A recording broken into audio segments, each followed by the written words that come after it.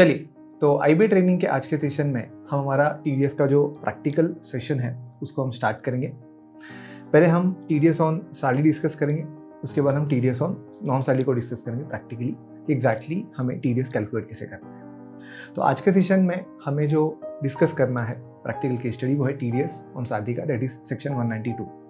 तो आज के सेशन में हम बेसिकली एक प्रैक्टिकल केस स्टडी के थ्रू समझेंगे कि हमें टीडीएस ऑन सैलरी जो है वो कैसे कैलकुलेट करना है, क्या क्या चीज़ें ध्यान में रखनी है, कौन से इंपॉर्टेंट फॉर्म्स है जो हमें दिमाग में रखना है जब हम टीडीएस ऑन सैलरी ये कैलकुलेट कर रहे हैं, फिर किसी कंपनी या किसी एंटिटी में ये जो प्रोफाइल है वो हैंडल कर रहे हैं। ठीक है, अब यहाँ से एक चीज़ आपको ध्यान में रखना है कि अगर आप 2024-25 में टीडीएस कैलकुलेट कर रहे हो तो बाय डिफॉल्ट जो टैक्स रिजीम है वो आपका न्यू टैक्स रिजीम ही है, क्योंकि हम 24-25 का टीडीएस कैलकुलेट करेंगे। बट हम यहाँ पे जो इस केस स्टडी को सॉल्व करेंगे हम ओल्ड टैक्स रिजीम के हिसाब से भी करेंगे। ऐसा क्यों सर? रीज़न बिकॉज कि हो सकता है जिस एंटिटी में आप काम कर रहे हो, जिस कंपनी में आप काम कर रहे हो, कि वहाँ पे 90% जो लोग हैं वो न्यू टैक्स रिजीम में ऑप्ट कर रहे हैं, बट 10% ऐसे लोग हो सकते हैं जो ओल्ड टैक्स रिजीम ऑप्ट कर रहे हैं। तो अगर आपको दोनों रिजीम पता होगा तो आपको एक एडवांटेज होगा कि अगर कोई ओल्ड टैक्स रिजीम से भी अगर आपको टीडीएस कैलकुलेट करने के लिए बोले तो भी आपको कोई चैलेंज फेस नहीं करना पड़ेगा। ठीक है, और आगे बढ़ने से पहले एक चीज़ आपको क्लियर रखना है कि सर हम अगर ये केस स्टडी सॉल्व कर रहे हैं तो इससे रिलेटेड जो भी थ्योरी पार्ट है वो हमने पढ़ लिया है, उसके बाद ही हम ये प्रैक्टिकल जो केस स्टडी है वो यहाँ पे हम डिस्कस कर रहे हैं। ठीक है, आई होप क्लियर है। चलिए, तो सर हम फटाफट से यहाँ पे केस स्टडी की तरफ अगर हम बढ़े तो टोटल हम पूरे सेशन में 5 केस स्टडी सॉल्व करने वाले हैं। 3 केस स्टडी हम यहाँ पे क्लासरूम में सॉल्व करेंगे, 2 केस स्टडी आपको सॉल्व करनी है। ठीक है, तो सर यहाँ पे जो 3 केस स्टडी हमें सॉल्व करनी है उसका जो फर्स्ट केस स्टडी है वो मिस्टर आतिश जी का है, जिनका डिटेल हमें 24-25 का प्रोवाइडेड है। इनके सैलरी की जो डिटेल है, पर मंथ सैलरी की डिटेल वो प्रोवाइडेड है। इसके अलावा उन्हें क्या क्या एडिशनल बेनिफिट लाइक बोनस या बोगसिट वगैरह कुछ दिए जा रहे हैं तो उसकी डिटेल यहाँ पे प्रोवाइडेड है। इसके अलावा उन्होंने फॉर्म 12B भी ये फॉर्म फिलअप करके दिया है। आपको ध्यान हो तो हमने थ्योरी में भी पढ़ा है कि सर जब भी किसी एम्प्लॉय का आप टीडीएस कैलकुलेट कर रहे हो, टीडीएस ऑन सैलरी, तो उससे आपको फॉर्म 12B भी ये फिलअप जरूर करा के लेना है। रीज़न बिकॉज इसके 2 सबसे बड़े कारण हैं। पहला कारण क्या है कि ये जो फॉर्म 12B भी है इसी में वो पर्सन जो डिक्लेयर करता है कि उसे ओल्ड टैक्स रिजीम में जाना है या फिर उसे न्यू टैक्स रिजीम में ही बने रहना है, क्योंकि डिफॉल्ट जो टैक्स रिजीम हो न्यू टैक्स रिजीम। लेकिन अगर कोई बंदा आपसे बोले कि सर मुझे ओल्ड टैक्स रिजीम ऑप्ट करना है तो वो इसी फॉर्म के थ्रू आपको क्या करेगा, वो डिक्लेयर करेगा। ठीक है, दूसरी इंपॉर्टेंट चीज़ क्या होती है कि बहुत सारे जो एम्प्लॉयज़ होते हैं उनके अदर इनकम्स भी होते हैं, लाइक जैसे इंटरेस्ट इनकम हो गया, रेंटल इनकम हो गया, तो सर वो अदर इनकम पे भी टीडीएस डिडक्ट करवाना चाहते हैं। क्योंकि जब इनकम टैक्स रिटर्न वगैरह फाइल होता है तो अगर आपका किसी अमाउंट पे टीडीएस डिडक्ट ना हुआ हो या फिर आपने एडवांस टैक्स ना भरा हो तो वहाँ पे 234B और C का इंटरेस्ट एप्लीकेबल होता है। तो वो इंटरेस्ट अवॉइड करने के लिए बहुत से एम्प्लॉय आपको अपने अदर इनकम को भी डिक्लेयर करेंगे। तो कैसे डिक्लेयर करेंगे, वो फॉर्म 12BB के थ्रू ही आपको डिक्लेयर करेंगे। तो बहुत इंपॉर्टेंट है कि जब भी आप किसी एम्प्लॉय का टीडीएस ऑन सैलरी कैलकुलेट करो तो उससे फॉर्म 12BB आपको जरूर फिलअप करवाना है। करेक्ट है, अगर वो बंदा आपके साथ स्टार्ट ऑफ द ईयर है तो तभी से करना है, या फिर अगर वो मिड ऑफ द जो ईयर कभी भी आपकी कंपनी में ज्वाइन करता है, आपकी एंटिटी में ज्वाइन करता है, तो आपको उस टाइम पे आपको उससे फॉर्म 12B जो है फिलअप करवा लेना है। ठीक है, और दूसरा फॉर्म 12B के बारे में भी हमने डिस्कस किया कि सर अगर कोई पर्सन किसी दूसरी कंपनी से आपकी कंपनी में स्विच कर रहा है तो अगर उसकी इच्छा हो उस एम्प्लॉय की कि वो उससे अपने प्रीवियस एम्प्लॉयर का जो सैलरी इनकम डिटेल है वो भी आपको डिक्लेयर करना है, तो वो 12B के थ्रू डिक्लेयर कर सकते हैं। मतलब 12B जो है वो प्रीवियस एम्प्लॉयर से वो ऑप्ट करेगा और आपको प्रोवाइड करेगा। तो ये ध्यान रखना है आपको।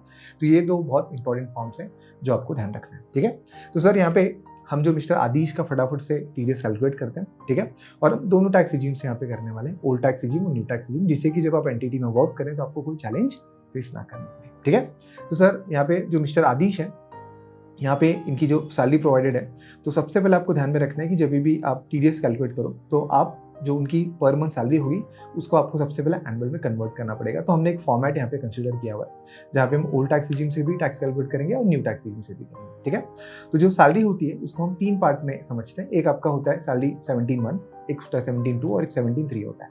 तो जो आपकी रेगुलर सैलरी होती है, जो आपको मॉनिटरी वे में मिलती है, जो पैसे के रूप में मिलती है, वो आपकी जो है सैलरी रेगुलर होती है 17(1) की। तो सर यहीं पे हम हमारी जो सैलरी ले लेंगे। तो सर हम क्या करेंगे, सिंपल तरीके से यहाँ पे हमारे जो डिस्क्रिप्शन है पहले उसको हम लिंक कर लेते हैं यहाँ पे। ठीक है, करेक्ट है, और फिर इसकी जो वैल्यूज़ हैं, करेक्ट है, उसको भी हम यहाँ पे लिंक करेंगे और इंटू 12 करेंगे। 12 क्यों करेंगे? क्योंकि ये जो पर्सन है इन्होंने स्टार्ट ऑफ द ईयर से जो इस एंटिटी में वर्क किया हुआ है, तो सर हम स्टार्ट ऑफ द ईयर से ही ये क्या कर रहे हैं, हम यहाँ पे कंसिडर कर रहे हैं, बराबर।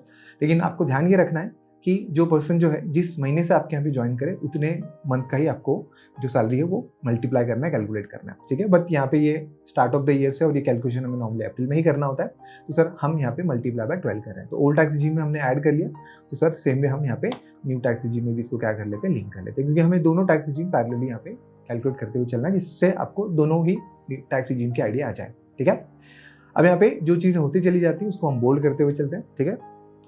नेक्स्ट इन्फॉर्मेशन जो हमें प्रोवाइडेड है वो है इनका प्रोफेशनल टैक्स डिडक्ट किया जाएगा। क्या डिडक्ट किया जाएगा? पीटी डिडक्ट किया जाएगा। कितना? 200 पर मंथ का पीटी डिडक्ट किया जाएगा, ठीक है।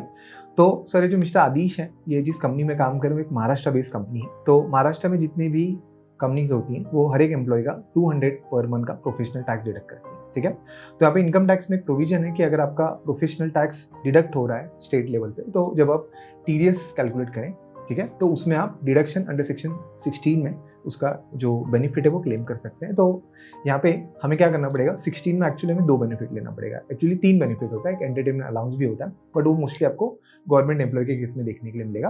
बट यहाँ पे फर्स्ट जो बेनिफिट आपको देखने के लिए मिलेगा वो है आपका स्टैंडर्ड डिडक्शन, ठीक है। स्टैंडर्ड डिडक्शन, जो स्टैंडर्ड डिडक्शन हर एक सैलरीड पर्सन को मिलता है। तो ओल्ड टैक्स रिजीम में जो है वो 50,000 है, और न्यू टैक्स रिजीम में अगर आपने बजट पढ़ा हो तो सर वहाँ पे वो 75,000 है। आई होप क्लियर है, कोई डाउट होगा तो आप डिस्कस करें। इसके बाद जो आपका प्रोफेशनल टैक्स है इसका आपको बेनिफिट मिल जाएगा। तो ये जो प्रोफेशनल टैक्स है ये आपका एक्चुअली डिडक्ट होता है 200 पर मंथ, बट ये फेब मंथ में महाराष्ट्र में ये 100 रुपीज़ एडिशनल डिडक्ट होता है। तो इसके लिए ये टोटल आपका हो जाता है 2,500 हो जाता है।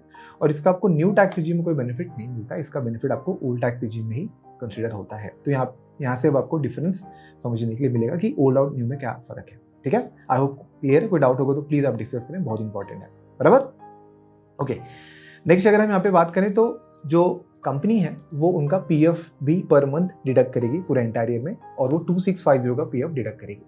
तो जब हम पीएफ पढ़ते हैं खास करके इनकम टैक्स में, तो पीएफ 4 तरीके का हम देखते हैं, एक आपका एसपीएफ, आरपीएफ, यूआरपीएफ और आपका पीपीएफ, ठीक है। नॉर्मली जो प्राइवेट कंपनीज होती हैं, जो एंटिटीज होती हैं, वहाँ पे आपको आरपीएफ देखने के लिए मिलेगा। तो ये आरपीएफ है, ठीक है, जहाँ पे आपको एम्प्लॉय का जो शेयर है वो 2650 वो कॉन्ट्रीब्यूट हो रहा है। तो सर आप क्या करें कि जब कोई एम्प्लॉय का प्रोविडेंट फंड कंट्रीब्यूट हो रहा है, करेक्ट है, तो उसका एक डिडक्शन भी वो क्लेम कर सकता है चैप्टर 6A के अंदर, और उसमें बहुत सारे सेक्शंस होते हैं। तो उसमें सेक्शन 80C में उसका जो बेनिफिट है वो क्या कर सकता है, क्लेम कर सकता है, और जहाँ पे वो क्लेम करेगा as a provident fund employ share, provident fund employ share, ठीक है, करेक्ट है। तो एम्प्लॉयज को हम शॉर्ट में ई भी बोलते हैं और एम्प्लॉयर को ER बोलते हैं, ठीक है। तो एम्प्लॉयज शेयर है, बराबर। तो सर कितना है वो है आपका 2650 और इंटू 12 है, बराबर।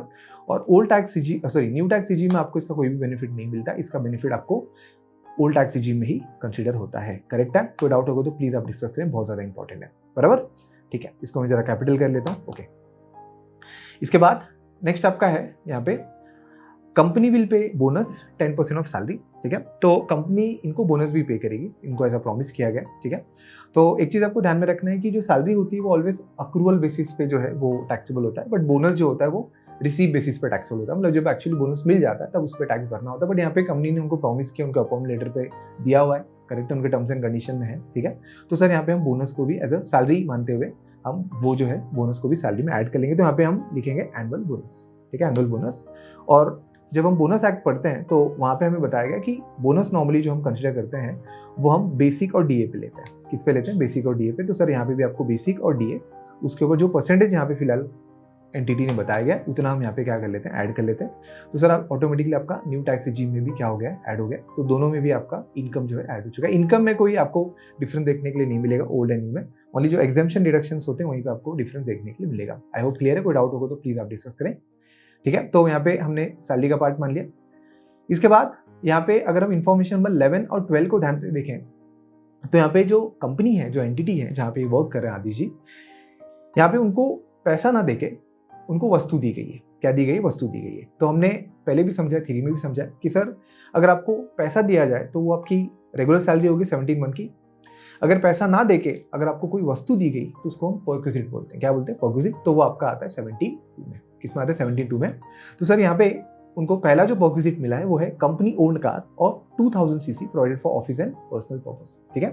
तो सर कभी आपने सुना होगा कि बहुत सी जो एंटिटीज या कंपनीज होती हैं वो कन्वेंस अलाउंस देती हैं या फिर ट्रैवलिंग अलाउंस देती हैं या फिर ट्रांसपोर्ट अलाउंस देती है, सुना होगा, ठीक है।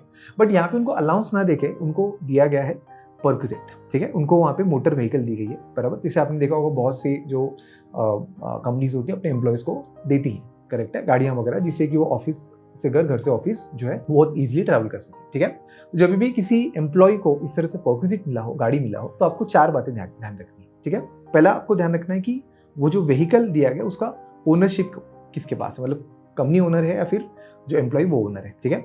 दूसरा आपको देखना होता है पर्पस। दूसरा क्या देखना होता है आपको? पर्पस, कि बाबा किस पर्पस के दिया गया है। जैसे यहाँ पे हमने देखा उनको ऑफिस और पर्सनल दोनों के लिए दिया गया, ठीक है। एंड तीसरा आपको देखना होता है उस व्हीकल की साइज, ठीक है, गाड़ी छोटी है बड़ी है, ठीक है। और चौथा आपको देखना होता है कि उस गाड़ी का जो मेंटेनेंस या फिर जो फ्यूल एक्सपेंसेस होता है वो कौन बेयर करने वाला है, ठीक है। तो अगर ये 4 चीजें अगर आप क्लियर हो जाती हैं आपको, तो बहुत ईजी हो जाता है आपको परक्विजिट कैलकुलेट करना। तो यहाँ पे अगर हम देखें तो कंपनी ओन, मतलब एम्प्लॉयर जो है वो ओनर है। गाड़ी की साइज 2000 सीसी है, मतलब 1600 सीसी से अगर ज्यादा हुई तो उसको बड़ी गाड़ी बोलते हैं, तो ये बड़ी गाड़ी होगी।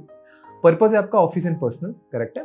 और इसका जो मेंटेनेंस होगा वो कंपनी देखेगी, मेंटेनेंस कौन देखेगी? कंपनी देखेगी, ठीक है। और कंपनी मेंटेनेंस के साथ साथ इस इनकम का जो टैक्स होगा वो भी कंपनी बेयर करने वाली है। कौन बेयर करने वाली? कंपनी बेयर करने वाली। तो इंपॉर्टेंट है कि टैक्स का तो परक्विजिट पे कोई फर्क नहीं पड़ेगा, क्योंकि ये जो टैक्स पे करती है कंपनी, ये एम्प्लॉय के लिए क्या होता है, ये टैक्स फ्री होता है, उस पर कंपनी एम्प्लॉय को जो है टैक्स नहीं भरना होता, ठीक है। तो हमें जो परक्विजिट में ऐड करना है खाली जो मोटर व्हीकल की जो वैल्यूज आएगी एज पर जो लॉ, करेक्ट है, 17(2) का।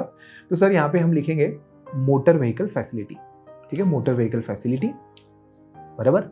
तो मोटर व्हीकल फैसिलिटी की अगर हम बात करें तो अगर आपके ये चारों कंडीशन मैच हो रहे हैं, करेक्ट है, तो आपको इनकम में पर मंथ 2400 का जो वैल्यू है वो ऐड करना होता है, करेक्ट है। और हम यहाँ पे इसको करेंगे इंटू 12, क्योंकि ये 12 महीना वर्क करने वाले हैं, ठीक है। तो हमने यहाँ पे 2400, क्योंकि जो ओनर है वो एम्प्लॉयर है, ठीक है, और पर्सनल और ऑफिस दोनों यूज होने वाला है, और गाड़ी बड़ी है, ठीक है, और जो मेंटेनेंस है वो भी कंपनी देखने वाली। तो इस सिचुएशन में आपको पर मंथ आपके इनकम में एज ए एम्प्लॉई 2400 ऐड कर लेना है, ठीक है। ये फ्लैट इसका रेट, ठीक है।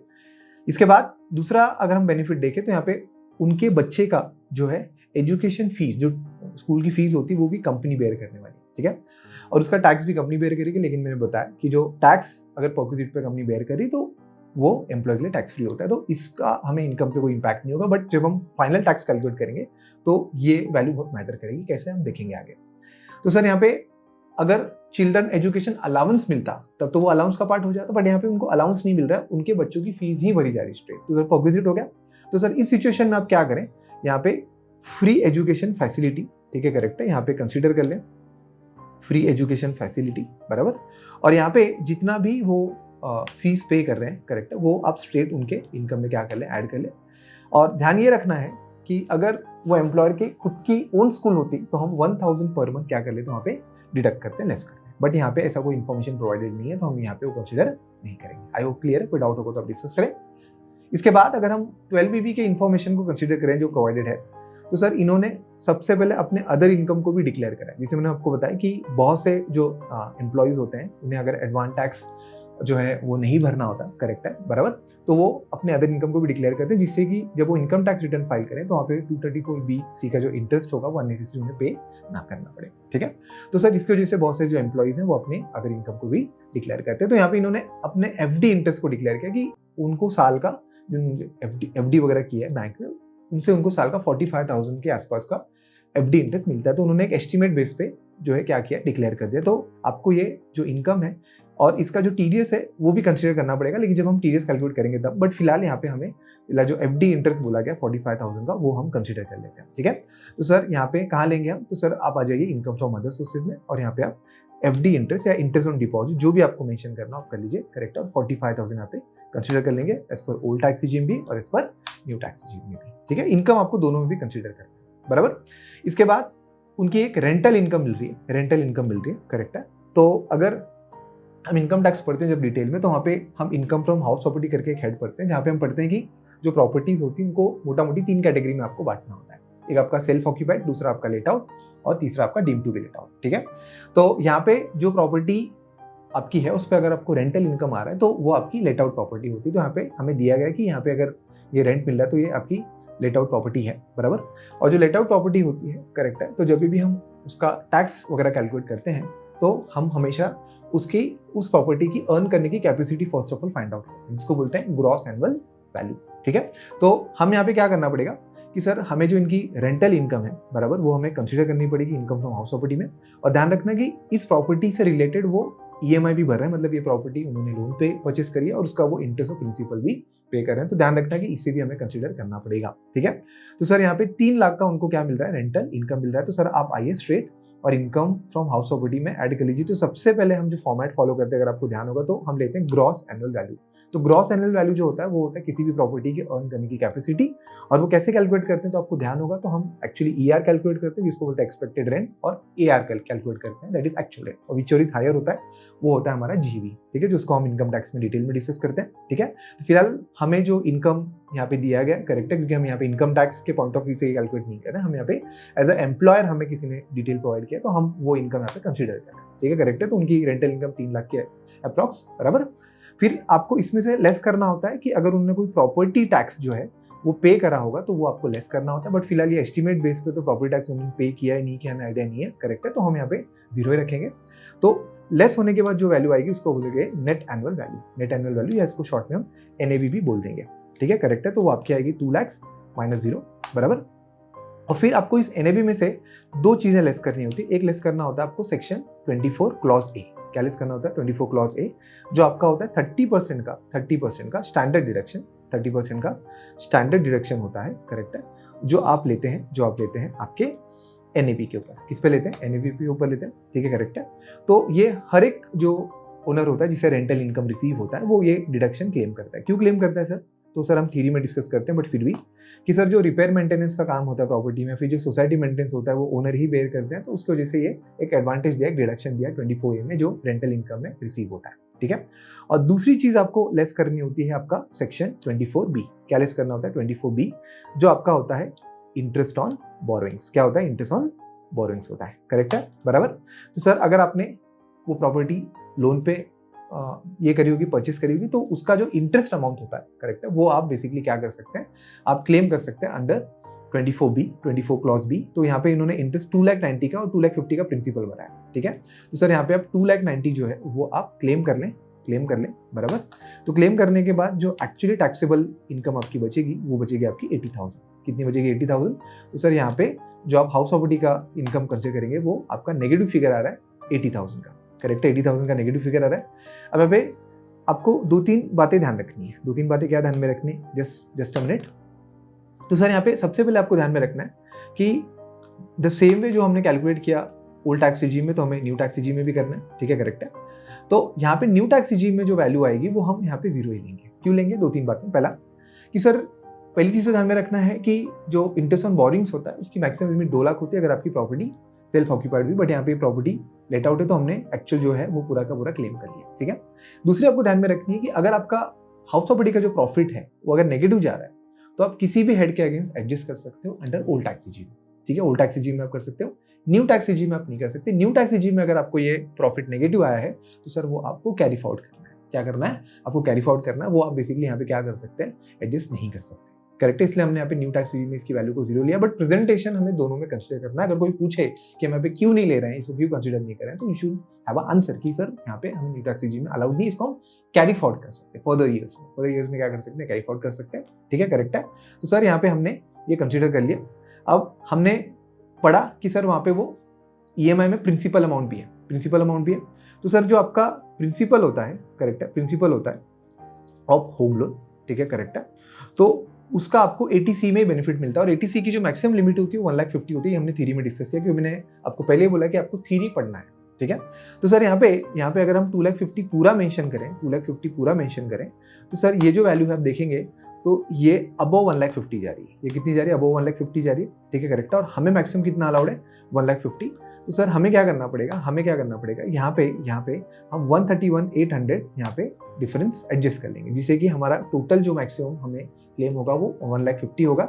और ऐसा कोई भी बेनिफिट आपको न्यू टैक्स रिजीम में अलाउड नहीं होता, ये ओनली ओल्ड टैक्स रिजीम में ही अलाउड है। आई होप क्लियर है। कोई डाउट होगा तो प्लीज आप डिस्कस करें। ठीक है, करेक्ट है। ओके, नेक्स्ट क्या बोल रहा है, नेक्स्ट है यहाँ पे कि सर ये डोनेशन देते हैं हर साल रिलीजियस ट्रस्ट को 30,500 का।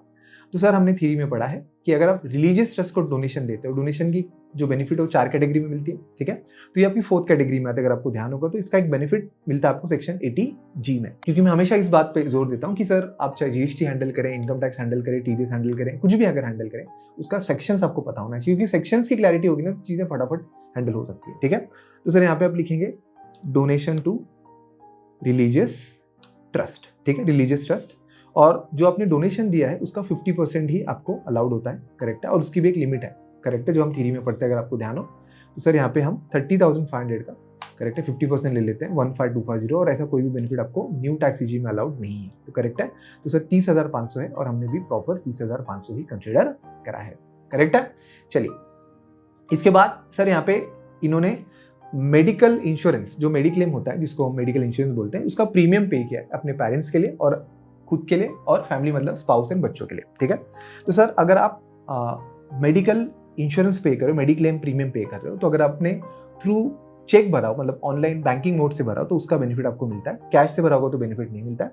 तो इस पे जो लिमिट होती है आपकी 25-25 होती है, लेकिन अगर यहाँ पे सीनियर हो जाते हैं तो लिमिट आपकी 50 हो जाती है, बराबर। और इसमें आपको पेरेंट्स का भी बेनिफिट आपको मिलता है, तो यहाँ पे पेरेंट्स का भी मिलेगा, और पेरेंट्स सीनियर है तो पेरेंट्स का 50 मिल जाएगा, और जो इनके सेल्फ स्पाउस एंड चिल्ड्रन है उनका आपको 20,500 मिलेगा, ठीक है, करेक्ट है, क्योंकि 25 उन्होंने भरा ही नहीं है, बराबर। तो सर यहाँ पे हम आएंगे और यहाँ पे हम ले लेंगे सेक्शन 80D। क्या ले लेंगे? सेक्शन 80D, ठीक है, सेक्शन 80D। और सेक्शन 80D में सबसे पहले हम ले लेंगे मेडिकल इंश्योरेंस प्रीमियम, करेक्ट है, और पहले लेंगे हम पेरेंट्स का, ठीक है, पेरेंट्स का डिटेल प्रोवाइडेड है, और पेरेंट्स क्या है? पेरेंट्स सीनियर सिटीजन है, सीनियर सिटीजन है, ठीक है। और यहाँ पे आपको बेनिफिट मिल जाएगा 50,000 का, 50,000 का बेनिफिट मिलेगा, न्यू टैक्स रिजीम में अलाउड नहीं है। और फिर आपका है सेल्फ, फैमिली एंड चिल्ड्रन, ठीक है, करेक्ट है, स्पाउस, तो सेल्फ, स्पाउस एंड चिल्ड्रन, बराबर। तो सर यहाँ पे जो बेनिफिट मिलेगा वो 20,500, और यहाँ पे आपको कोई भी बेनिफिट नहीं मिलना है। क्लियर हो गया? ठीक है। तो सर ऑलमोस्ट जितनी इन्फॉर्मेशन उन्होंने प्रोवाइडेड हमें किए हैं, करेक्ट है, एज पर 12BB वो हमने कंसीडर कर लिया। मतलब फाइनली अब हम उनका टैक्स कैलकुलेट कर सकते हैं। और ध्यान रखना है कि हमने यहाँ पे टीडीएस ये पेंडिंग रखा है, और ये जो टैक्स जो उनकी कंपनी बेयर करनी है वो भी हमने पेंडिंग रखा है, तो वो भी हमें यहाँ पे कंसीडर करना पड़ेगा। फटाफट से अगर हम इस केस स्टडी को एक बार रेफर कर लें, करेक्ट है, जो हमने सॉल्व किया कि कहीं कोई मिस्टेक तो नहीं हुआ है ना, करेक्ट है। तो यहाँ पे सैलरी जो है 17,1 की ऑलमोस्ट दोनों के हिसाब से सेम है, 17,2 की भी जो है सेम है, 178,800 पॉक्सिट है, ध्यान रखना। और ये पॉक्सिट पे टैक्स कौन बेयर करने वाला है? कंपनी बेयर करने वाली, तो ये वैल्यू हमें आगे यूज होगी, 1,78,800, ध्यान रखना। 17,3 प्रॉफिट एंड लीव नहीं है फिलहाल। 16 का डिडक्शन जो डिफरेंस है, करेक्ट है, ये हमने डिस्कस किया है। इसके बाद हाउस प्रॉपर्टी में डिफरेंस है, तो यहाँ पे 80 है, वहाँ पे 0 है, ठीक है। यहाँ पे 45 परफेक्ट है, बराबर। और फिर आपका ग्रॉस टोटल इनकम है, करेक्ट है, तो यहाँ पे 1568, यहाँ पे 1626 देख रहे हैं। यहाँ पे डिडक्शन की वजह से जो भी एग्जेम्पशन वगैरह है, यहाँ पे जो जीटी है वो कम है ओल्ड टैक्स रिजीम में, और यहाँ पे एडिशनल हमें चैप्टर 6 का डिडक्शन मिल रहा है। और फाइनली जो हमें नेट टैक्सफुल इनकम जिस पर टैक्स कैलकुलेट करना है वो है 13,33,000 एज पर ओल्ड, और न्यू के हिसाब से 16,26,000 आ रहा है, बराबर, करेक्ट है। तो यहाँ पे हमें क्या करना पड़ेगा? अगर आपको ध्यान हो कि कभी भी आप इंडिविजुअल का टैक्स कैलकुलेट करते हैं, इनकम टैक्स, करेक्ट है, तो वो पे आपको स्लैब यूज करना होता है। क्या यूज करना होता है? स्लैब। तो हमें 2 स्लैब है, एक तो ओल्ड टैक्स रिजीम और आपका न्यू टैक्स रिजीम, ठीक है, करेक्ट है। तो सबसे पहले हम ओल्ड टैक्स रिजीम रेफर करते हैं, ठीक है। तो ओल्ड टैक्स रिजीम की अगर हम बात करें तो सर हमें 4 स्लैब दिया गया। क्या दिया गया? 4 स्लैब दिया गया। और एक सिंपल तरीके से समझाने के लिए मैं हमेशा ये कंसीडर करता हूँ कि आपको स्लैब में 2 पॉइंट दिए गए, एक आपका फिनिश पॉइंट होता है, सॉरी स्टार्ट पॉइंट होता है, करेक्ट है, और एक आपका फिनिश पॉइंट होता है, एक आपका फिनिश पॉइंट होता है, करेक्ट है। और हर जो टैक्स स्लैब होता है उसका एक टैक्स रेट भी डिफाइंड है, और उसके बेस पे आपको कैलकुलेट करना है टैक्स का अमाउंट, ठीक है। तो सर हमारा जो नेट टैक्सेबल इनकम है जिसमें हमें टैक्स कैलकुलेट करना है as per old tax regime, वो 13,33,000 है, परफेक्ट। अब हमारा ओल्ड टैक्स रिजीम के हिसाब से अगर हम स्टार्ट पॉइंट देखें तो वो 0 है, और फिनिश पॉइंट जो है वो 2,50,000 है, करेक्ट है, इन फर्स्ट स्लैब में। सेकेंड स्लैब में जो है वो एक्चुअली 2,51,000 होता है, करेक्ट है, बट हम जो है वहाँ पे 1 कंसीडर नहीं करेंगे क्योंकि यहाँ पे कैलकुलेशन में एरर आ जाएगा, तो इसके लिए हम यहाँ पे एक्जैक्टली 2,50,000 कंसीडर करते हैं, करेक्ट है। और आपका थर्ड स्लैब 5 लाख से स्टार्ट होता है और अप टू 10 लाख तक होता है। फिर फोर्थ आपका 10 लाख एंड अबव होता है, ठीक है। और टैक्स रेट की अगर हम बात करें तो फर्स्ट आपका 0 है, सेकंड आपका 5% है, फिर आपका 20 है, और फिर आपका 30 है as per old tax regime. हम भी फिलहाल हम ओल्ड टैक्स रिजीम कर रहे हैं, ठीक है, करेक्ट है। तो सर यहाँ पे अगर हम इस पूरे टेबल को ध्यान से समझें तो आपको देखना है कि जो आपका नेट टैक्सेबल इनकम है वो कौन से स्लैब में आ रहा है, वो कौन से स्लैब में आ रहा है, ठीक है, करेक्ट है। तो सर अगर हम ध्यान से देखें तो हमारा जो एनटीआई है वो 4th स्लैब में आ रहा है, मतलब यहाँ पे 10 लाख अबव में है, क्योंकि यहाँ पे 10 लाख अबव में ही हमारा इनकम है 13,33,000। तो हमें क्या करना पड़ेगा, हमें यहाँ पे ये जो फिनिश पॉइंट होगा वो हमें रिप्लेस करना पड़ेगा, फिनिश पॉइंट रिप्लेस करना पड़ेगा, ठीक है। तो सर हम यहाँ पे कभी भी जब टैक्स कैलकुलेट करें तो हम ऐसा नहीं कर सकते कि हम डायरेक्टली हमारा 4th स्लैब में आ रहा है तो हम स्ट्रेट हम इसके ऊपर 30% अप्लाई करें, क्योंकि इंडिविजुअल में हमेशा टैक्स जो है वो स्लैब वाइज कैलकुलेट करना होता है। तो स्लैब में क्या करना होता है कि हमेशा जो कैलकुलेशन होता है 1st स्लैब से स्टार्ट करना होता है। तो आपको क्या करना होता है, हर स्लैब में जो आपका फिनिश पॉइंट होता है उसमें से आपका जो स्टार्ट पॉइंट है वो लेस करना होता है, और जो डिफरेंस आएगा वो डिफरेंस पे टैक्स रेट अप्लाई करना होता है, ठीक है। तो हमारा फर्स्ट जो स्लैब है उस पर टैक्स अमाउंट 0 है, क्योंकि किसी भी चीज़ को आप 0 से मल्टीप्लाई करोगे तो वैल्यू आपकी 0 आएगी, ठीक है। तो सर इसी फॉर्मूला को मैं कॉपी पेस्ट कर लेता हूँ, तो बाकी में भी वही चीज़ अप्लाई हो गया, करेक्ट है। तो आप इसको टोटल कर लें तो सर आपका जो टोटल टैक्स आया as per old tax regime, correct है। इसमें फिलहाल अभी तक हमने सेस और सरचार्ज वगैरह कंसिडर नहीं किया, तो अगर मैं इसको लिखूँ tax amount, basic tax amount भी लिख सकता हूँ, ठीक है, करेक्ट है, जो आपका है 2,12,433, बराबर। तो अभी तो ये एक टैक्स रिजीम के हिसाब से हुआ ना। अभी हमें क्या करना पड़ेगा, हमें दूसरा टैक्स रिजीम भी लेना पड़ेगा जो फिलहाल पॉपुलर है, लोग फॉलो कर रहे हैं, ठीक है, करेक्ट है। तो मैं इसी को कॉपी पेस्ट कर लेता हूँ और सर यहाँ पे मेंशन कर लेता हूँ न्यू टैक्स रिजीम, ठीक है, न्यू टैक्स रिजीम, करेक्ट है, बराबर। और यहाँ पे 115 BAC जो हम फॉलो करते हैं, तो यहाँ पे 16,26,000 है, बराबर। और अगर हम बात करें न्यू टैक्स रिजीम की, तो सर वहाँ पे आपको कितने स्लैब दिए गए, तो सर वहाँ पे आपको 6 स्लैब दिए गए। कितने स्लैब दिए गए, 6 स्लैब दिए गए, अगर आपको ध्यान हो, ठीक है। और वहाँ पे जो स्लैब होता है, करेक्ट है, वो 0 से 3 लाख होता है, बराबर। अब यहाँ पे न्यू स्लैब के पहले एक चीज़ मैं आपको बताते हुए चलूँ कि अगर आप ओल्ड टैक्स जो रिजीम है उसमें अगर आप किसी सीनियर सिटीजन का जो है वो अगर आप टैक्स कैलकुलेट कर रहे हैं, तो आपको जो बेस लेना है, करेक्ट है, बेस लेना है, वो आपको 3 लाख लेना है। मतलब 3 लाख तक जो है वो उन्हें टैक्स एप्लीकेबल नहीं होता, किनको, जो सीनियर सिटीजन मतलब 60 या 60 से अबव है। और जो सुपर सीनियर हो जाते हैं, करेक्ट है, तो उस सिचुएशन में आपको 5 लाख तक जो है वो टैक्स कैलकुलेट नहीं करना होता। 5 लाख तक टैक्स नहीं है। सीनियर का मतलब है जिसकी एज 60 या अबव हो, और सुपर सीनियर का मतलब है जिसकी एज 80 एंड अबव हो, ठीक है। तो सर न्यू टैक्स रिजीम में आपको ऐसा कोई बेनिफिट नहीं होता। अब कोई भी हो, आपके लिए, सबके लिए जो स्लैब है वो 3 लाख तक है, ठीक है, करेक्ट है। और फिर आपका जो बजट में चेंज हुआ 3 लाख से 7 लाख किया गया, ठीक है, आपको ध्यान हो। फिर 7 से 10 किया गया, फिर 10 से 12 किया गया, करेक्ट है, फिर 12 से 15 किया गया, बराबर, और फिर 15 एंड अबव किया गया, करेक्ट है। आपको स्लैब ध्यान होना चाहिए। फिर आपका जो रेट है वो 0, 5, फिर आपका 10 है, फिर आपका 15 है, फिर आपका 20 है, करेक्ट है, और फिर आपका 30 है, करेक्ट है, बराबर। तो सर अगर हम न्यू टैक्स रिजीम में टैक्स कैलकुलेट करें, करेक्ट है, जिसमें हमने कोई भी एग्जेम्पशन डिडक्शन वगैरह क्लेम नहीं किया, स्टैंडर्ड डिडक्शन छोड़ के, तो सर आपको यहाँ पे जो आपका एनटीआई है वो आपके 6 स्लैब में आ रहा है, करेक्ट है। तो सर अगर हम रिप्लेस कर दें, करेक्ट है, और ये सेम फॉर्मूला हमने जो कॉपी पेस्ट किया है, करेक्ट है, बराबर, तो ये अप्लाई हो रहा है, करेक्ट है। तो सर यहाँ पे अगर हम कंसिडर करें तो हमारा जो एग्जैक्टली टैक्स कैलकुलेट हो रहा है, करेक्ट है, एक बार टोटल कर लेते हैं, बराबर। तो सर ये हो रहा है हमारा 1,77,908। कितना आ रहा है, 1,77,908, और यहाँ पे देखिए कितना आ रहा है, 2,12,000। तो इतने एग्जाम्पशन डिडक्शन लेने के बावजूद हमारा जो ओल्ड टैक्स रिजीम है उसमें वैल्यू ज़्यादा आ रही है टैक्स की, करेक्ट है। और न्यू टैक्स रिजीम में हमने ओनली स्टैंडर्ड डिडक्शन लिया, हमने कोई और डिडक्शन क्लेम ही नहीं किया, तो यहाँ पे स्टिल हमारा कितना है, 1,77,908, बराबर। तो सर यहाँ पे जो टैक्स अमाउंट आया हमारा बेसिक टैक्स अमाउंट, वो हम रिप्लेस कर लेते हैं, करेक्ट है, बराबर। यहाँ पे 0 को रिप्लेस कर लेते हैं, यहाँ पे 2,12,000 है और यहाँ पे 1,77,000 है, बराबर। रिबेट जो है वो आपको तब मिलता है अगर आपने थ्योरी पढ़ा हो, तो सर रिबेट जो आपका 87 का मिलता है, करेक्ट है। अगर हम ओल्ड टैक्स की बात करें, ठीक है, तो ओल्ड टैक्स रिजीम की अगर हम बात करें, ठीक है, तो उसमें अगर आपकी जो एनटीआई होगी वो अप टू 5 लाख तक होती है, करेक्ट है, 5 लाख तक होती है, तो आपको 87A का रिबेट है। और अगर हम न्यू टैक्स रिजीम की बात करें तो उसमें अगर आपका एनटीआई करेक्ट है, अगर 7 लाख तक, कितने तक हो, 7 लाख तक हो, तो वहाँ पे आपको जो ये 87A का रिबेट मिलता है 12,500 ओल्ड में, और आपका न्यू में 25,000 तक है, करेक्ट है। सरचार्ज जो है वो आपको तब एप्लीकेबल होता है अगर आपका एनटीआई, दोनों भी टैक्स रिजीम में आपका अगर एनटीआई जो है वो अगर 50 लाख क्रॉस हो जाए तो आपको सरचार्ज एप्लीकेबल होता है, करेक्ट है, बराबर। तो यहाँ पे सरचार्ज एप्लीकेबल नहीं होगा या ना ही रिबेट मिलेगा।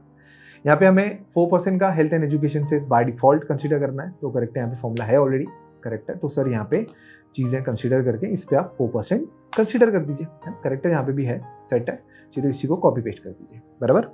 तो टोटल टैक्स आपका बन रहा है, टोटल टैक्स आपका बन रहा है, टोटल टैक्स आपका बन रहा है, तो टोटल टैक्स आपका यहाँ पे बन रहा है 2,29,30 और यहाँ पे आपका 185,024। परफेक्ट है, परफेक्ट है, बराबर, ओके। अब आपको यहाँ पे 2-3 चीज़ें ध्यान में रखनी है कि सबसे पहले पूरा जो ये टैक्स है वो उनकी सैलरी से डिडक्ट नहीं करना है। द रीज़न बिकॉज हमें बोला गया कि सर वो जो 178,800 याद है, हम लोग को बोला गया था कि जो परक्विजिट प्रोवाइडेड है, करेक्ट है, तो सर उस पर जो टैक्स है वो कौन बेयर करेगा, कंपनी बेयर करेगी, याद होगा आपको, है ना, करेक्ट है। तो सर यहाँ पे हम 2 रो ऐड कर रहे हैं, यहाँ पे हम लिखेंगे tax to be paid by company, है ना, करेक्ट है, company, and tax to be paid by employ. यहाँ पे क्या कर लेते हैं सर, एम्प्लॉय कर लेते हैं, बराबर। तो कंपनी की जो इनकम है वो 1,78,800 जिस पे उन्होंने प्रॉमिस किया है, करेक्ट है, यही है, ध्यान रखना, परक्विजिट में यही है ना। अगर आपको वेरीफाई करना हो तो देखिए यहाँ पे, ठीक है, 178,800, तो सर यहाँ पे 178,800 हो गया, ठीक है। और यहाँ पे जिस इनकम पे एम्प्लॉय जो है वो टैक्स भरने वाले हैं, तो 220 में से, सॉरी 220 नहीं, 13,33 में से वो हम क्या कर लेंगे, 178 लेस कर लेंगे, क्योंकि ये पूरी इनकम हुई 13,33 जिस पे 2,20,000 का जो है टैक्स आया हुआ है। तो आप यहाँ से भी ऐसे फॉर्मूला ले सकते हैं, करेक्ट है, जो आपकी इच्छा हो, बराबर। और सर यहाँ पे भी हम सेम कर लेते हैं, करेक्ट है। तो सर यहाँ पे आपका 1626 और माइनस 1,78,800, बराबर।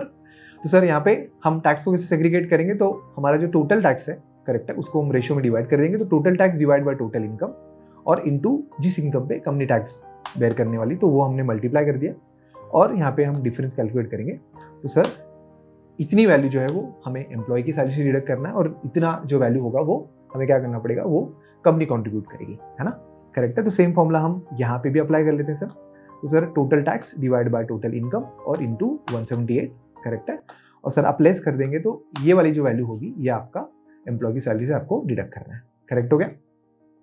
अब यहाँ पे आपको ध्यान रखना है कि जब भी आप एम्प्लॉय की जो सैलरी से टीडीएस डिडक्ट करें तो आपको ध्यान रखना है कि उनका जो भी ऑलरेडी टीडीएस दूसरी जगह डिडक्ट होगा, जैसे हमने एफडी इंटरेस्ट की बात की थी तो वहाँ पे 10% का टीडीएस है ना, हमने डिस्कस किया है।